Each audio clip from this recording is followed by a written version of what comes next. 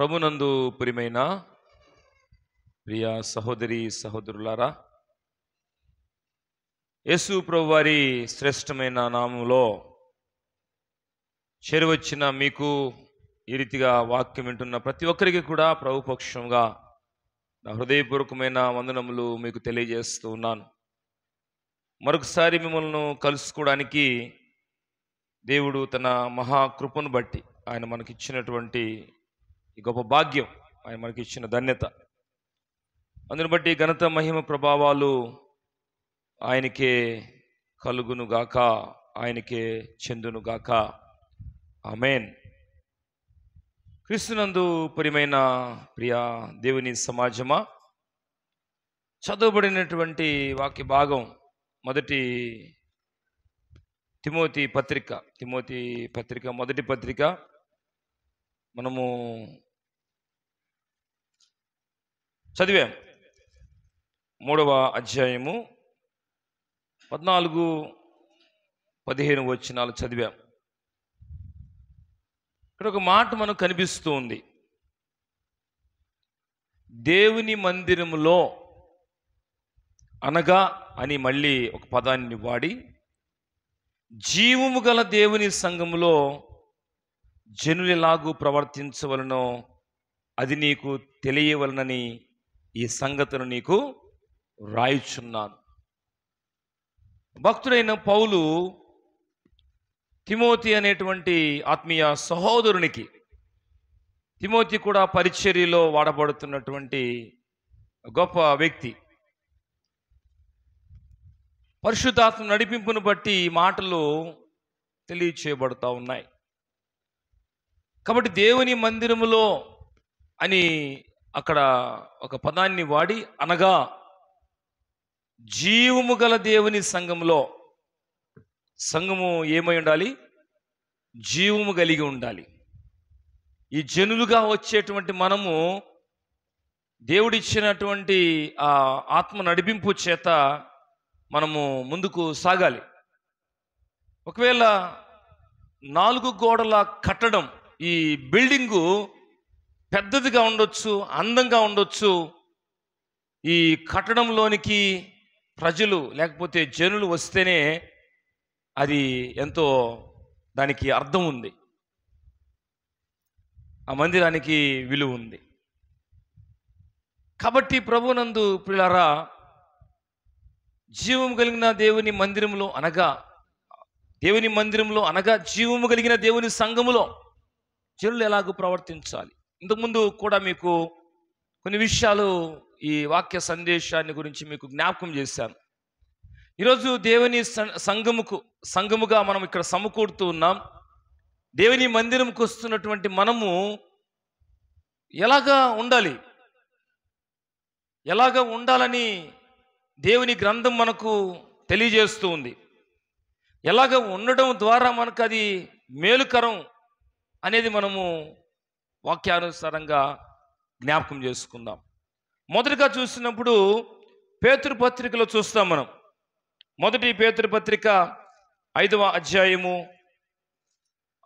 6వ వచనాన్ని చూసినట్లయితే, పేతురు పత్రిక మొదటి పత్రిక 5వ అధ్యాయము 6వ వచనము మనం గమనిద్దాం. దేవుడు తగిన సమయమందు మిమ్మును హెచ్చించున్నట్లు ఆయన బలిష్టమైన చేతి క్రింద దీన మనస్కులయుండుడి. ఏ మనస్సు కలిగి ఉండాలి? మందిరములో మనము దీన మనస్కులయుండండి. చాలా మందికి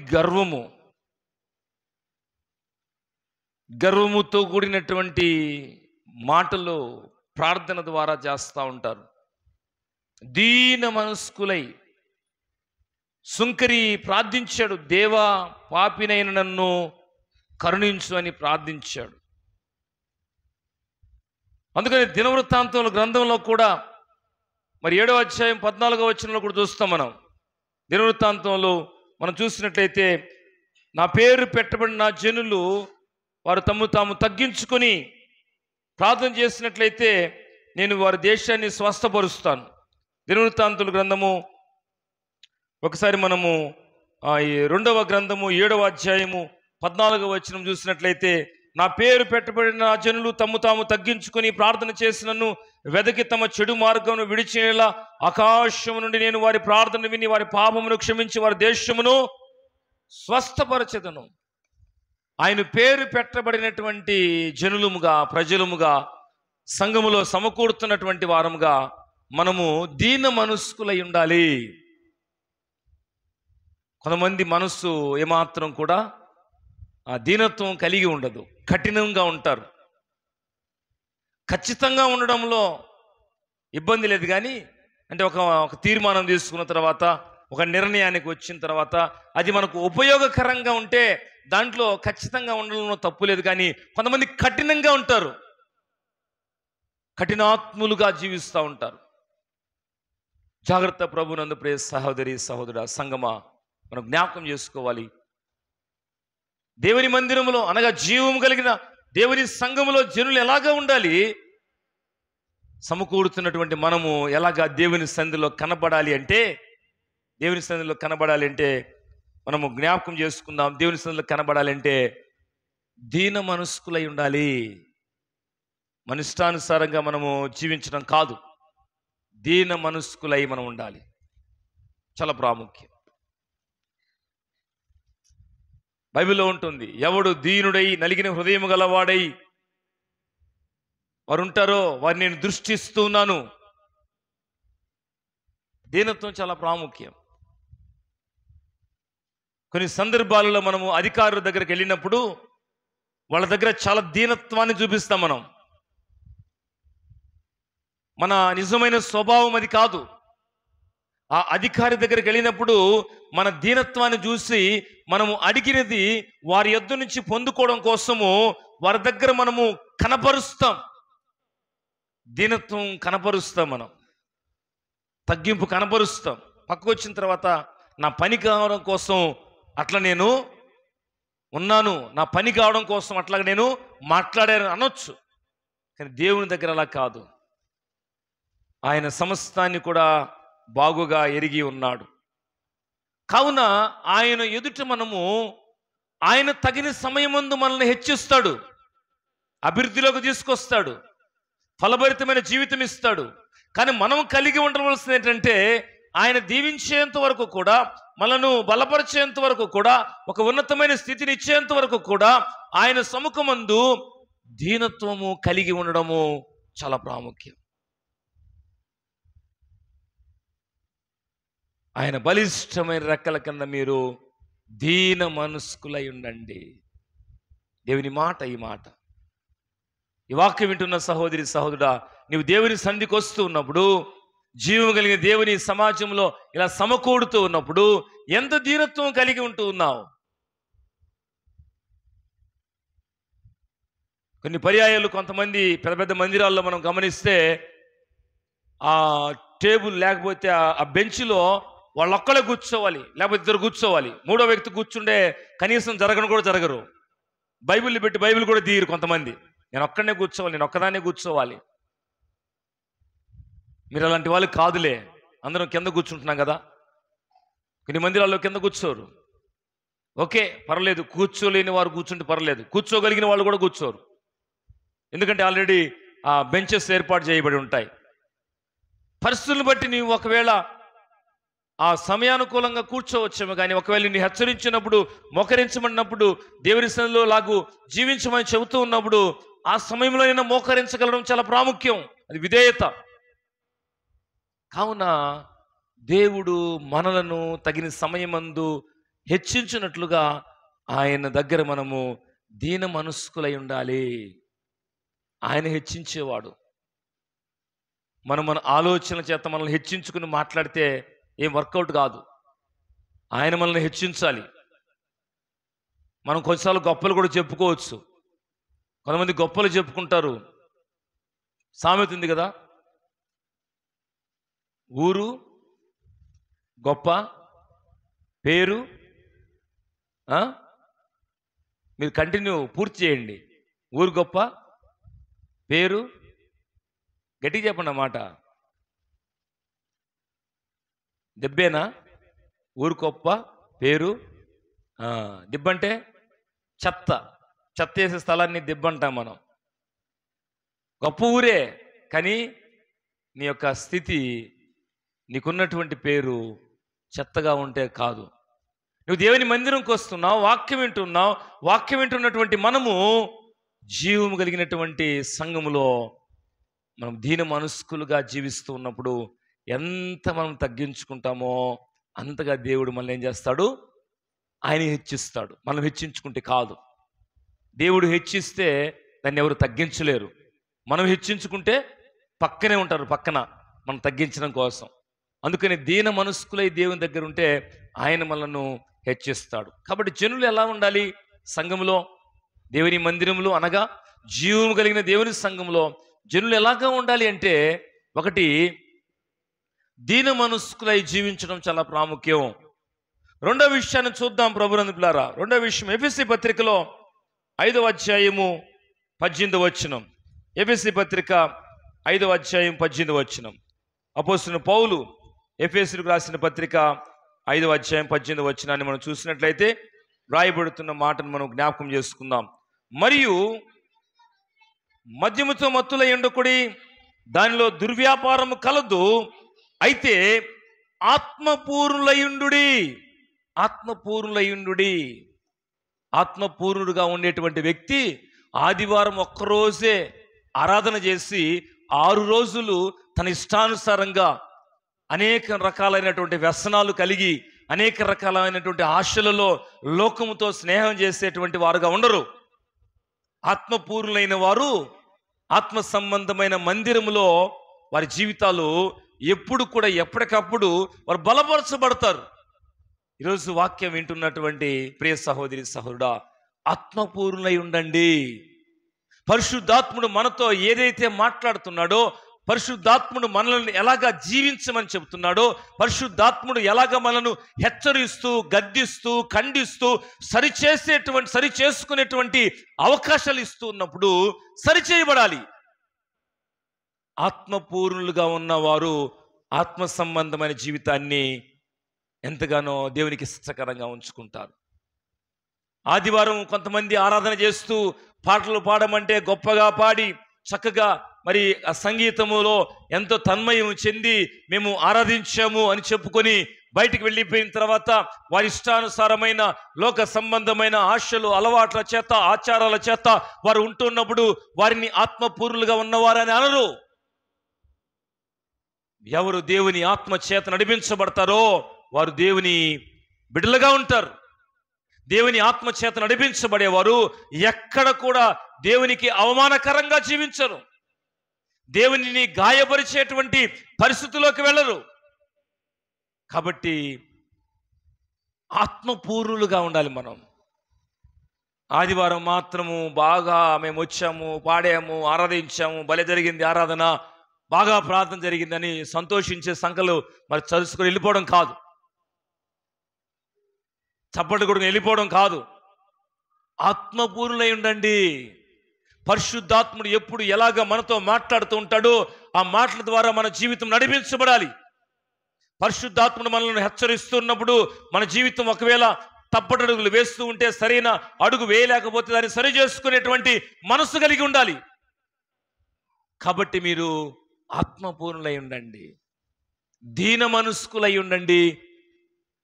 దేవుని యొక్క వాక్యము వింటున్నటువంటి మనము దీన మనస్కులుగా ఉండడం ఎంత ప్రాముఖ్యమో ఆయన ద్వారా దీవించబడేట్లుగా అలాగే ఆత్మపూర్ణులుగా ఉండడం చాలా ప్రాముఖ్యం. దేవుడు ఆత్మ గనుక ఆయనను ఆరాధించువారు ఆత్మతో సత్యముతో ఆరాధించాలి. ఆత్మతో సత్యముతో ఆరాధించేవారు ఆత్మపూర్ణులుగా ఉంటారు. పరిశుద్ధాత్ముడు మనతో హెచ్చరిస్తున్నప్పుడు ఆ మాటలు మన హృదయంలో సంతోషాన్ని ఇస్తాయి. కొంతమంది మాడిపోయిన మొఖాలు వేసుకుని వస్తూ ఉంటారు. ఎందుకంటే వారు ఆత్మతో నింపబడలా, వారు ఆత్మతో బలపరచబడలేదు. ఎప్పుడెప్పుడు అయిపోద్దా, ఎప్పుడు మోగిస్తాడా, ఎప్పుడు బెల్లు కొడతారా, ఎప్పుడు అలారం కొడుతుందా, ఆ అలారం మీదైనా పాస్టర్ గారు మోగిస్తారా, అదే ముఖంతో చూస్తూ ఉంటారు. కొంతమంది ఆత్మపూర్ణులైన వాళ్ళు ఏం చేస్తారు? ఈ వాక్యము వారి హృదయానికి కనెక్ట్ అవుతూ ఉంటే సంతోషపడుతూ ఉంటారు. అయ్యో, ఈ మాట ద్వారా దేవుడు నన్ను హెచ్చరించాడు, ఈ మాట ద్వారా దేవుడు నన్ను బలపరిచాడు, ఈ మాట ద్వారా దేవుడు నన్ను అనేక విధాలుగా ఆలోచన తీసుకొస్తున్నాడు, నా ముందున్నటువంటి భవిష్యత్తును తెలియజేస్తున్నాడు, నేను ఎలాగా జీవించాలో నాకు తెలియజేస్తున్నాడని ఆత్మపూర్ణులు సంతోషిస్తారు దేవుని సన్నిధిలో. నీ సన్నిధిలో సంపూర్ణ సంతోషము కలదని కీర్తనకారుడు తెలియజేస్తాడు. నీ సన్నిధిలో సంపూర్ణ సంతోషం ఉంది. మాడిపోయిన ముఖాన్ని వేసుకొని వచ్చి వెళ్ళిపోయేది కాదు మందిరం అంటే. కొంతమంది మాడిపోయిన ముఖం అట్టే ఉంటుంది, ఒక్కరో కూడా సంతోషమే ఉండదు. ఆత్మపూర్ణులై ఉండండి. ఎప్పుడైతే మనం ఆత్మపూర్ణులుగా దేవుని వాక్యాన్ని గౌరవిస్తూ ఉంటామో మనలో సంతోషం కలుగుతుంది. ఆత్మపూర్ణులుగా ఉండండి. ఆత్మను కలిగి ఉన్నామేమని చెప్పుకొని ఏదో కేవలం చెప్పుకొని అందులో కొరత ఉంటే ప్రయోజనం లేదు. అందుకని ప్రభు అడిగాడు ఒక వ్యక్తిని, అయ్యా ప్రభు నువ్వు అడిగారు మొదట ఒక వ్యక్తి, నేను నిత్య జీవం పొందడం ఏం చేయాలి? ఆజ్ఞలను పాటించాలి, అన్ని పాటిస్తున్నాను, నీలో ఒకటి కొదువు ఉంది, నీవు పరిపూర్ణుడు కావాలి అంటే మొదట నీవు దేవుని కంటే దేనిని ఎక్కువగా ప్రేమిస్తున్నావో, దేవుని కంటే దేనికి ఎక్కువగా ప్రాధాన్యతనిస్తున్నావో దాన్ని విడిచిపెట్టి ముందు నన్ను వెంబడించు అని చెప్పాడు. ఆ మాటకు ఆయనకి ఇష్టం లేదు, ముఖం చిన్న బుచ్చుకు వెళ్ళిపోయాడు, అంటే మార్చుకున్న ముఖంతో వెళ్ళిపోయాడు. ఈరోజు కూడా దేవుని మందిరంలో ఉన్న మాట ఉన్నట్టు చెబితే ఎవరికి ఇష్టం ఉండదు కదా. ఇలా జీవించొద్దు, ఇలా జీవించమని చెబితే కొంతమందికి కష్టం అవుతుంది, కొంతమందికి ఎంతో బాధ కలుగుతుంది. ఉన్న మాట ఉన్నట్టు చెబితే ముఖము మార్చుకునేటువంటి జీవితాలు ఆత్మపూర్ణులు కాదు. మా జీవితం సరిచేయడం కోసం దేవుడు మాతో మాట్లాడుతున్నాడు కనుక మేము ఆత్మచేత నడిపించబడిన వారమైతే, ఆత్మచేత సంధించబడిన వారమైతే మేము ప్రభువులో పూర్ణులమవుతాం, పరిపూర్ణమవుతాం. మాలో ఇంకా ఏదైతే దేవునికి ఆయాసకరమైనవి ఉన్నాయో వాటిని తీసివేసుకొని దేవుడు మాతో చెబుతున్న మాట ప్రకారము, ఆ వాక్య ప్రకారం మేము జీవిస్తామని ఆయన మందిరములో ఆత్మ సంఘములో చెప్పుచున్న మాట చెవి కలిగిన వాడు వినుగా కానీ చెప్తున్న మాటను బట్టి గౌరవించి మన హృదయంలోనికి ఆ వాక్యాన్ని మనం స్వీకరిస్తాం. దేవుని మందిరములో అనగా జీవము కలిగిన దేవుని సంఘములో జనులు ఎలాగ ఉండాలి? దీన మనస్కులై ఉండాలి. రెండవది ఆత్మ పూర్ణులై ఉండాలి. పైపైన కాదు. కొన్నిసార్లు కొన్ని వస్తువులకి బంగారు పూత పోస్తారు, చూడ్డానికి బంగారమే కానీ అది పరిపూర్ణం కాదు. కొన్ని వస్తువులు పరిపూర్ణంగా బంగారుగా ఉంటాయి. ఈరోజు చూడడానికి చాలామంది క్రైస్తవులు పిలుచుకోవడానికి చెప్పుకోవడానికి, కానీ పరిపూర్ణమైన క్రైస్తవుడు క్రియారూపంలో వారి జీవితాన్ని సాక్షాత్కంగా ఉంచుకుంటారు. క్రియలో కలిగిన క్రైస్తవుడు చాలా ప్రాముఖ్యం, క్రైస్తవురాలుగా జీవించడం చాలా ప్రాముఖ్యం. కాబట్టి సంఘములో, జీవం కలిగిన సంఘములో జీవులు ఎలాగా ఉండాలి? దీన మనస్కులై. రెండవది ఆత్మపూర్ణులై. మూడవది మనం చూద్దాం ప్రభువుని పిల్లారా, గమనిద్దాం. మూడవ విషయాన్ని మనం చూసినట్లయితే 2 కొరింథీ పత్రిక 13వ అధ్యాయము 11వ వచనం. కొరింథీ పత్రిక 2 కొరింథీ పత్రిక 13వ అధ్యాయము 11వ వచనం రాయబడుతున్నటువంటి మాటను గమనిద్దాం. తుదకు సహోదరులరా సంతోషించుడి, సంపూర్ణులయుండుడి, ఆదరణ కలిగి ఉండుడి, ఏక మనస్సు గలవారయుండుడి, సమాధానముగా ఉండుడి. ప్రేమ సమాధానములకు కర్తయగు దేవుడు మీకు తోడయ్యుండును. అక్కడ మనకు చాలా విషయాలు ఉన్నాయి, కానీ ఒక పదము నేను మీకు గుర్తు చేస్తున్నాను. ఏమి రాయబడుతుందంటే మనము ఖచ్చితంగా చెప్పుకోవాలంటే ఆ యొక్క 13వ అధ్యాయం 11వ వచనంలో ఏం రాయబడుతుంది? సంపూర్ణయుండుడి. ఇందా పదము ఏమనుంది? తుదకు సహోదరులారా సంతోషించండి, సంపూర్ణై ఉండండి. సంపూర్ణై ఉండండి, సంపూర్ణై ఉండండి. సంపూర్ణత అంటే ఏంటి? ఏదో ఒక లోటు. చాలా మంది చెప్తూ ఉంటారు, అయ్యా వాళ్ళు అన్ని బాగానే ఉన్నాయి కానీ ఇదిగో ఈ అలవాటు ఉంది వాళ్ళకి, అన్నీ బాగానే ఉన్నాయి కానీ వాళ్ళకి యొక్క పద్ధతి బాగుండదు, మరి నోరు సరిగ్గా మాట్లాడరు వాళ్ళు. సంపూర్ణులై ఉండండి. ఈరోజు సంపూర్ణతలోకి వచ్చేటువంటి వ్యక్తి యేసు ప్రభువారి యొక్క మాటలను ఏ జీవితం తన హృదయంలోనికి స్వీకరిస్తారో, చేర్చుకుంటారో, వారందరూ కూడా ఒకే మనస్సు కలిగి ఉంటారు. కింద రాయబడుతుంది మాట, ఏమని ఉంటుంది? ఏక మనస్సు గలవారై ఉండండి. ఏక మనస్సు. ఏక మనస్సు సంఘములో దేవుని వాక్యం ద్వారా మనకు కావాలి. ఏక మనస్సు కావాలి. కొంతమందికి ఏక మనస్సు ఉండదు. నేను చెప్పిందే వినాలి, నేను చెప్పిందే వినాలి, ఈయన నేను చెప్పింది వినాలి, ఆయన నేను చెప్పింది వినాలి. ఏసై చెప్పింది ఎవడు వినరు. ఏసై చెప్పింది మాకొద్దు, నేను చెప్పింది వినాలి, నేను అనుకున్నట్టే జరగాలి. ఇంకా ఏసై మాటలు ఎందుకు? ఇంకా నువ్వు అనుకున్నట్టే జరగాలి అనుకుంటే బైబిల్ దాని వాక్యం కోడ్ చేసుకుని నువ్వు దాన్ని అర్థవంతంగా చూసుకుంటే ఓకే. యేసు ఇలా చెప్పాడు కాబట్టి నేను ఇలా జీవిస్తున్నాను అనేది సాక్షార్థకంగా ఉండాలి. చాలామంది జీవితాల్లో ఇలాగా ఉండదు. నేను చెప్పిందే వినాలి, యేసు చెప్పింది ఇంకా ఎందుకు మనకి, ఎందుకు దేవుని మందిరంకి రావడం? అందుకని మీరు సంపూర్ణులై ఉండండి. ఈ సంపూర్ణత ఎప్పుడు వస్తుందంటే దేవుని మాట మనలో చాలా జాగ్రత్తగా పాటిస్తే ఏకత్వం వచ్చినప్పుడు సంఘం ఒకే తాటి మీద నడుస్తుంది, ఒకే క్రమంలో నడుస్తుంది. సంఘం ఒక క్రమమైన జీవితాన్ని సమాజానికి సాక్షార్థకంగా ఉంటుంది. రాకడ కోసం సిద్ధపడే సంఘంగా ఉంటుంది. చాలా ప్రాముఖ్యం. దేవుని మందిరములు అనగా జీవం కలిగిన దేవుని సంఘములు జనులు ఎలాగా ఉండాలి? దీన మనస్కులై ఉండాలి. రెండోది ఆత్మ పూర్ణులై ఉండాలి. మూడవది సంపూర్ణులై. సంపూర్ణులై. సంపూర్ణత చాలా ప్రాముఖ్యం. అనేక సార్లు మీకు జ్ఞాపకం చేశాను. ఒకవేళ ఈ బాటిల్లో నీళ్లు ఇంతవరకు ఉంటే ఫుల్గా ఉన్నట్లు, పరిపూర్ణంగా ఉన్నాయి. దాంట్లో సగానికి ఉన్నాయి అనుకో, నీళ్లు ఉన్నాయి కానీ సగమే ఉన్నాయి అంటాం మనం. ఎన్ని ఉన్నాయా బాటిల్ నీళ్ళు అంటే? నీళ్లు ఉన్నాయి కానీ సగమే ఉన్నాయి.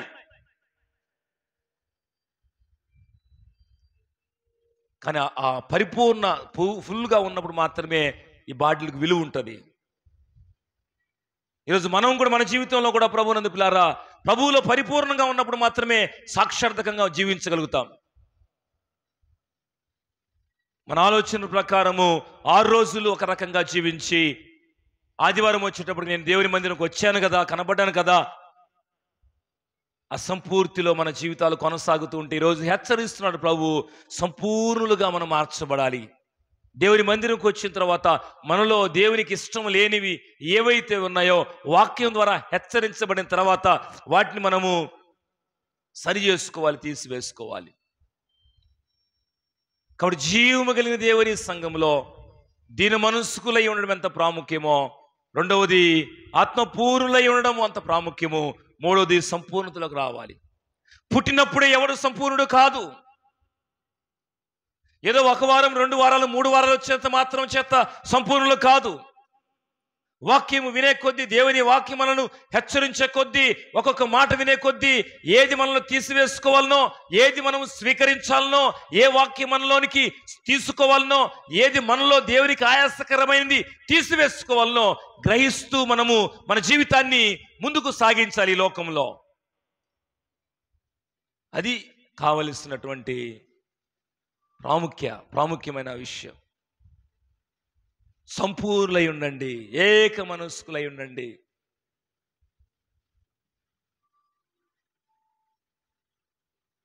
ప్రభు ఏం చెబితే అది నేను వినాలి. ప్రభు చెప్పిన మాటే అది మనకు మేలుకరం. వ్యక్తి చెప్పిన మాట ఆ చెప్పిన వ్యక్తికి కూడా కొన్నిసార్లు ఉపయోగకరంగా ఉండకపోవచ్చు.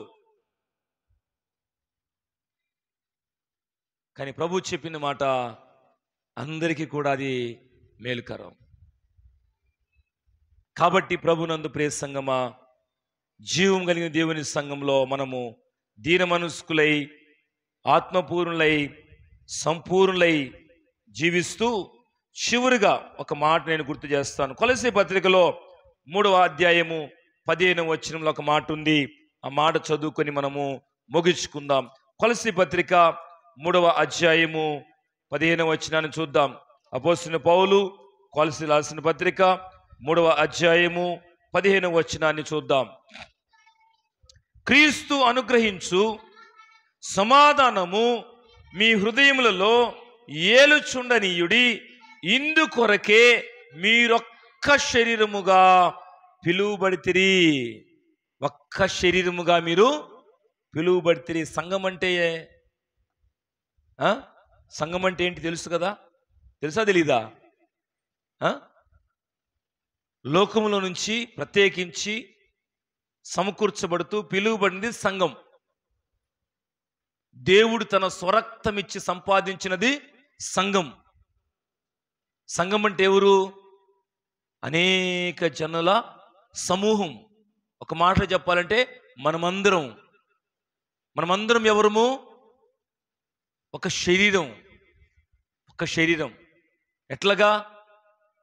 యేసు ప్రభువారి ఆ మాటలు మనం గమనించినట్లయితే, నేను శిరస్సు ఉన్నాను,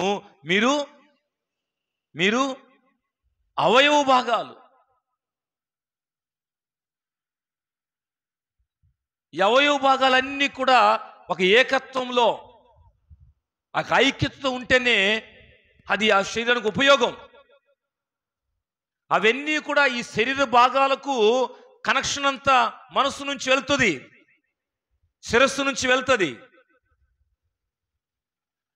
అలాగే యేసయ్య నుంచి వచ్చేటువంటి మాట సంఘానికి అందించబడుతున్నప్పుడు సంఘము ఒక్క శరీరముగా సంఘము జీవించాలి.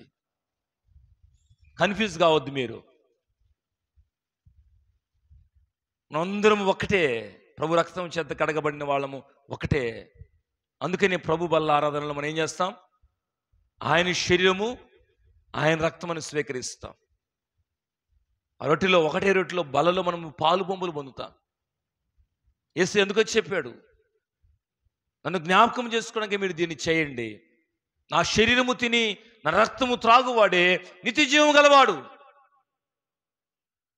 ఈరోజు మనం ఏమనుకుంటున్నాం?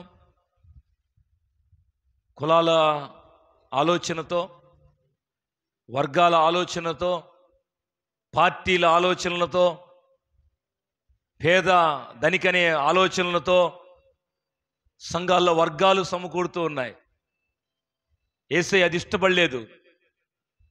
ఆయనకు కావలసింది తన విలువైనటువంటి మాటను గౌరవించి, విలువైన రక్తము చేత ఎవరు కడగబడతారో వారు పేదలైనా, ఏ కులమైనా, ఏ ప్రాంతమైనా, నలుపైనా, తెలుపైనా, పెద్దోళ్ళైనా, చిన్నోళ్ళైనా, పేదలైనా, ఎవరైనా కానీ ప్రభు రక్తము చేత కడగబడిన వారు సంఘములో, సహవాసంలో సమకూడుతూ ప్రభునందు సంతోషించాలి. అక్కడ ఒక్క శరీరము. చాలా మంది అనుకుంటారు, వాళ్ళు వస్తే మేము మందిరానికి రాము, వీళ్ళకే ప్రార్థనిస్తే మేము మరొక రోజు రాము, వాళ్ళకు ప్రాధాన్యత ఇస్తే మాకు ప్రాధాన్యత ఇవ్వలేదు కాబట్టి మేము రాము, ఇంకొక మందిరానికి వెళ్తాం. మందిరాన్ని మార్చవచ్చు కానీ పరలోక రాజ్యాన్ని మార్చలేం కదా మనము. ఆయన మాటలు మన హృదయంలో ఉంటే మరొక పరలోకం లేదు కదా. అదిగో ఆ కులం వాళ్ళు ఉన్నారు, లేకపోతే ఆ జాతి వాళ్ళు ఉన్నారు, మాకు పడినోళ్ళు అందులో ఉన్నారు కాబట్టి ఇది వద్దు, మాకు ఇంకో దిక్కకు పోవడానికి పరలోకం ఒకటే కదా, నరకమైన ఒకటే. ఆలోచన చేయాలి ప్రభునందు పిల్లారా. ఆ పరలోకాన్ని ప్రభువు సిద్ధపరిచాడు. ప్రభువులో ఉన్నటువంటి వ్యక్తి ఏక శరీరముగా అందరూ ఒకటే మాట చేత సంఘం అంతా కూడా ఐక్యమత్యముతో, యూనిటీతో ఉండి ఈ లోకంలో వారి జీవితాన్ని కొనసాగిస్తారు. ఎందుకంటే ఈ వాక్యం మనను ఐక్యతలకు నడిపిస్తుంది. వాక్యమైన దేవుడు మనను, ఆయన విలువైన ప్రాణం ఇచ్చాడు కనుక వాక్యమైన దేవుడు మనను ఐక్యతలకు నడిపిస్తాడు. ఒక్క శరీరము. సంఘం అంటే ఏంటి? ఒక్క శరీరం. కొన్ని పర్యాయాలు నచ్చకపోతే, కొన్ని విషయాలు నచ్చకపోతే కొంతమంది చీలిపోయి మేము సంఘం పెట్టుకుంటాం, మేము ప్రక్కకి వెళ్ళిపోతాం, ఇంకో దిక్కకు ప్రార్థనకు పోతాం. కారణం ఏంటంటే అక్కడ నువ్వు యేసు ప్రభువాని సరిగా నువ్వు అర్థం చేసుకోలేదు, ఆయన ప్రేమను అర్థం చేసుకోలేదు, తగ్గింపు లేదు కారణం చేత, ఆత్మ నడిపింపు లేని కారణం చేత. ఏక మనసు లేని కారణం చేత సమస్యలు సంఘాల్లో, కుటుంబాల్లో, వ్యక్తులలో. కాబట్టి ఒక్క శరీరం మనం అది గుర్తుపెట్టుకోవాలి. మనందరం ఒకటే, ఆయన మాట వింటూ ఉన్నాం, ఆయన మందిరంలో కూర్చుంటూ ఉన్నాం, ఆయన వాక్యం ద్వారా ఆలోచన మనకు దేవుడు ఇస్తూ ఉన్నాడు. కావున ప్రియ సంగమా, సహోదరి సహోదరులారా, దేవుని మందిరములో అనగా జీవము గల దేవుని సంఘములో జనులు ఎలాగో ప్రవర్తించాలి అంటే దీన మనస్కులై, రెండవది ఆత్మపూర్ణులై, మూడవది సంపూర్ణులై, నాలుగవది ఒక్క శరీరంగా జీవించాలి. ఈరోజు చేతికి దెబ్బ తగిలితే శరీరం అంతా ఎంత బాధపడుతుంది కదా. ఈ చేయాల్సిన పనులన్నీ చేయి మీద పడిపోతాయి, భారం. ఇటు పండుకోలేవు, అటు పండుకోలేవు, తిరగలేవు, కష్టం. అలాగే సంఘంలో ఎవరైనా వ్యక్తి బాధలో ఉంటే మరొక వ్యక్తి వెళ్ళి చప్పట్లు కొట్టుకోకూడదు. బాగా జరిగింది శాస్త్రీయనకి, ఆమెకు బాగా జరిగిందిలే, తెక్క అణిగిపోయింది, ఆమెకి బాళ్ళు పడిందంట, ఆ పళ్ళు చూసుకొని బాగా సంతోషపడతా ఉంది, ఆ పన్ను ఒకటి ఊడిపోయిందంట ఇప్పుడు అని నవ్వడం కాదు కదా. ఆమె ఏం మురిసిపోతా ఉంది, ముఖం బాగా అందంగా తెల్లగా ఉందని ఇప్పుడు మచ్చబడిపోయింది, ఆమెకి సంతోషపడడం కాదు. అయ్యో ఒక శరీరం ఎక్కడ గాయమైనా శరీరం అంతా బాధపడుతుంది. అయ్యో ఏమైంది అయ్యా అని పలకరించాలి, వారిని ఓదార్చాలి, ఆదరించాలి. మనకి ఇష్టమైన ఇంటికి పోయి ఏమైందమ్మా, ఏమైంది, డబ్బులు కావాలన్నా, ఏం కావాలి, నీ ఎక్కడ తీసుకుపోవాలి, పండ్లు కావాలన్నా నీ ఇష్టమైన అడిగి, ఇష్టం లేని వాళ్ళని ఏమంటావు, వాళ్ళకాడికా నేను ఎందుకు పోతా, మీకు తెలియదు లేదు సార్, మీరు ఊర్లో ఉంటే తెలిసేది, మీరుండేది ఉదయగిరిలో అంటారేమో. మీరు యేసయ్య ప్రతి చూస్తూ ఉంటాడు. ఏ ఊరిలో ఉన్నా ఏం చేసినా సంఘము ఏకత్వం కలిగి ఉండాలి. ఒక్క శరీరం సంఘంగా సమకూడుతున్న మనము ఈ తారతమ్యాలు మనలో ఉండకూడదు, పక్షపాతాలు మనలో ఉండకూడదు. ఒక రకంగా సేవకుడు కూడా డబ్బులు ఎక్కువ ఇచ్చేవాళ్ళకి ఒక రకంగా, డబ్బులు తక్కువ ఇచ్చే ఒక రకంగా, అలా కాదు. వాళ్ళు ఇచ్చినా ఇవ్వకపోయినా, ప్రేమించినా ప్రేమ ఇవ్వకపోయినా, అర్థం చేసుకోకపోయినా ఆ ప్రేమను పంచాలి. కొంతమంది దూరం అయిపోతే మనం ఏం చేయలేము. ఇంకా ఒకవైపు నుంచి చూడొద్దు మనం. సహజంగా విలేకరులు ఉంటారు, వాళ్ళు ఈ రెండు వైపులు అడుగుతారు. ఒక సమస్య వచ్చిన తర్వాత అక్కడికి వెళ్ళి చూసి యథార్థంగా నిజంగా చేసే జర్నలిజం అలా ఉంటుంది. ఒక సమస్య వచ్చినప్పుడు వెళ్తారు, వెళ్ళి సమస్య వస్తే ఆ సమస్య ఎక్కడ కారణం వాళ్ళు కూడా అడుగుతారు. అయ్యా ఇలా చెప్తారు, దీనికి ఎట్లా, వాళ్ళు చెప్పింది వీళ్ళు చెప్పింది తీసుకొని దాన్ని ఫిల్టర్ చేసుకొని సమాచారం అందించాలి. ఈరోజు కూడా కొన్ని సందర్భాల్లో కొంతమంది వ్యక్తులు సేవకుడి మీద చెప్పొచ్చు, సేవకుడు విశ్వాసం మీద చెప్పొచ్చు, అసలు నిజమేందుకు తెలుసుకొని మాట్లాడాలి. కాబట్టి ప్రభువునందు ప్రియ సంగమా, ఒక శరీరము, ఏకత్వం, జీవం కలిగిన సంఘము, ఆయన శరీరము, మనమందరం కూడా ఏకత్వం కలిగి జీవించాలి. ఒకే శరీరం, ఇష్టానుసారంగా జీవిస్తూ ప్రభు రాజ్యానికి మనం దూరం కావద్దు. ఐకమత్యంతో మనము ముందుకు సాగే ఆ జీవితాన్ని మనం కలిగి ఉందాం. కాబట్టి దేవుని మందిరంలో అనగా జీవము కలిగిన దేవుని సంఘంలో జనులు ఎలా ఉండాలి? జనులు అంటే ఎవరో ఎక్కడో కాదు, మనం ఎలా ఉండాలి? ఒకటి, దీన మనస్కులై ఉండాలి, అని తగ్గించుకుని ఉండాలి. రెండు, ఆత్మపూర్ణులై ఉండాలి. మూడు సంపూర్ణులై ఉండాలి. నాలుగు, ఒక్క శరీరం అని భావించి మనము ఒక్క శరీరంగా జీవించాలి. 5 వేలలో ఉన్న బలం వేరు, 3 వేలలో ఉన్న బలం వేరు, 4 వేలలో ఉన్న బలం వేరు. ఇట్లా ఒక వేలలో ఇప్పుడు పిడికిలు బిగించగలమా? 5 వేలు ఉంటే కొంతమంది లాజికల్ మాట్లాడతారు. ఒక ఏళ్ళు ఇరిగిపోయింది సార్, ఆయనకి తెగిపోయింది, కత్తి కొడతా ఉంటే అంటారు. లాజికల్ కాదు, మామూలుగా ప్రతి వ్యక్తికి 5 వేళ్ళు ఉంటాయి. 5 వేలలో బలం వేరు, ఒకవేళ ఇది లేకపోతే పరిస్థితి ఏంటి, దాంట్లో బలం ఉండదు.